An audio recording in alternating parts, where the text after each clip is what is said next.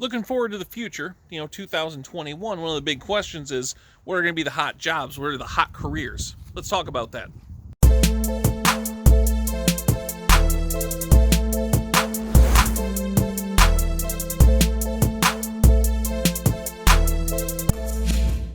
Hello, I'm Dan Trudeau. I'm the VP and Executive Recruiter at PRA USA.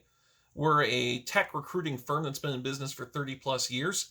And today I want to talk about 2021 and beyond. So as 2020 fades further and further into the rear view, and we look ahead to 2021, 22, etc., what are the hot jobs sectors that we see forming? The COVID pandemic, the resulting economic fallout, forced a lot of changes on our economy, some of them short-term, some longer. As we all know, there are certain sectors that almost shut down completely. And on the other hand, there are other ones that were already starting to evolve, already starting to develop, that were pushed even further down that road. So what I'm going to do is I'm going to take a look at a few select job sectors and the jobs within those sectors that are very promising for the future.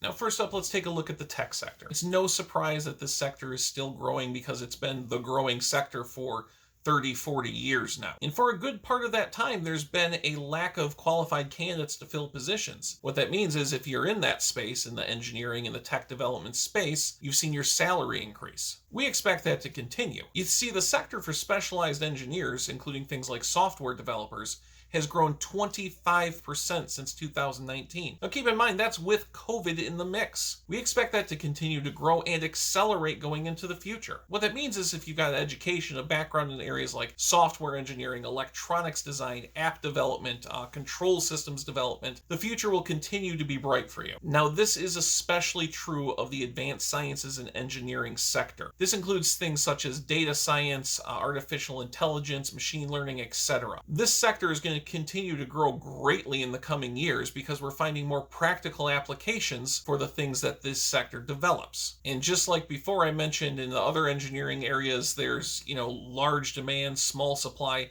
It's very much true here because even the most basic job in this sector takes a very advanced understanding of mathematics, sciences, engineering, etc. It's not for everybody. However, if you are wired in that direction, the future is looking very bright. You can expect high salaries, growth of opportunities. Remember though, it's not for everybody, so make sure it's something that you really have an aptitude and a passion for. The final part of the tech sector that we continue to see growth in is also the power industry, whether it be battery systems, recharging systems, utility power, the grid, smart grid technologies, alternative energy, solar, wind, etc. We are seeing a real investment from established companies, power companies, car companies, etc. that is fueling a growth in that sector unlike what we've seen before. There have been a lot of bursted bubbles in the energy sector over the last 30, 40 years, but this time around, the companies, the people with the deep pockets, seem far more committed to this effort than they ever have been before.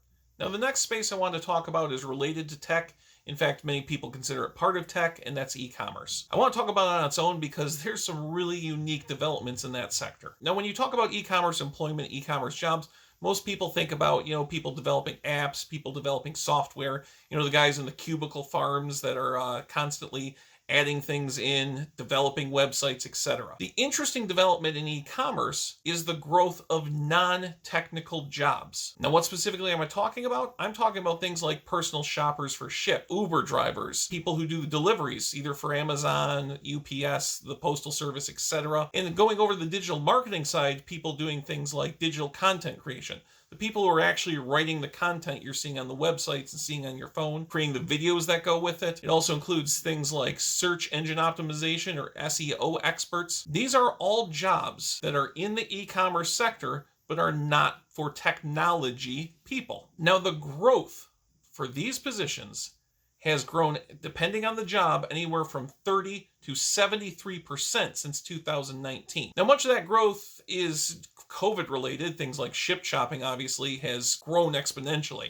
I myself started using it during the whole COVID thing. The growth in that sector might not be as exponential going forward, but it's also not going to slide backwards. It's just getting started. Now, one of the things to remember about this sector is a lot of the positions right now are in what we call non-traditional employment. By and large, the people doing it, the Uber drivers, Shipt shoppers, etc., are doing it as independent contractors, self-employed people, etc. Now, going into the future, as more and more people get into the field, and as they start running into shortages for certain jobs within this, we may find that more people start becoming actual employees of the company. So the status quo today might not be the status quo a decade from now. We're not sure. It's hard to predict right now where that's going. Another thing to consider is it may be harder to find people as time goes on. A lot of people working for Shipt and stuff like that are doing it right now because they don't have anything else. Maybe they worked for a restaurant before, that job's not there anymore. As those other sectors start to open up again, the question is, will Shipt, will Uber, will these companies have the people they need to fill those jobs? Whatever the case, if you look into these positions and think that might be something I'd want to try out, you should definitely look into it because, again, there's going to be growth. It might still be a very good time to get in the door. The third sector I want to discuss should be a surprise to nobody, and that's the medical field. The last year has continued to emphasize how badly we need good people in positions, especially in support roles, nursing, and mental health. Those are three areas where the demand for people is going to grow exponentially in the next decade. And just like what we've been talking about with the other ones, there doesn't seem to be enough people to fill the jobs. What that means is if you get into these fields, the more experience you have, the more you know what you're doing, the more in demand you're going to be, the better money you're going to be able to pull down. It's going to continue to be a solid place to grow a career. And let's face it, after 2020, no one is going to argue about how important people in these positions are to our overall well-being.